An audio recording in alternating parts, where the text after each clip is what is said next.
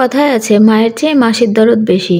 সারাদিন একটা মা বাচ্চার পিছনে ছুটে ছুটে বেড়ায়, লালন পালন করে, দাদা দাদি ফুপুর কোনো খোঁজ থাকে না। কিন্তু বাচ্চাকে একটু শাসন করতে যান, গায়ে হাত তুলেন, দেখবেন ভালোবাসা দরদে ঝরে ঝরে পড়ছে।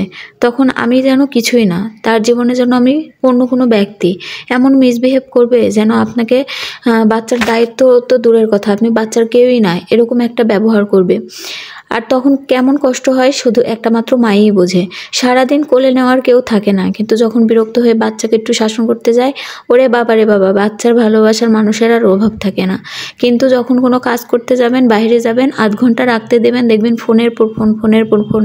মনে হয় যে বাচ্চাকে রাখতে রাখতে তারা অনেক ক্লান্ত হয়ে গেছে। তো এইসব মানুষের ক্ষেত্রে আসলে বলার কিছুই নেই, এটা প্রত্যেকটা ঘরেরই একটা মনে হয়, প্রতিটা ঘরেরই একটা কাহিনী। তো যারা এরকম ফেস করেছেন তারা অবশ্যই কমেন্ট করবেন কাদের সাথে এরকম ঘটনা ঘটেছে। আর আমার মনে হয় প্রত্যেকটা মেয়ের সাথে এরকম ঘটনা ঘটেছে। তো যাই হোক, আমার চ্যানেলে সুন্দর সুন্দর ভিডিও পেতে আপনারা চ্যানেলটিকে সাবস্ক্রাইব করবেন আর পাশে থাকা বেল আইকনটি ক্লিক করে রাখবেন। ধন্যবাদ।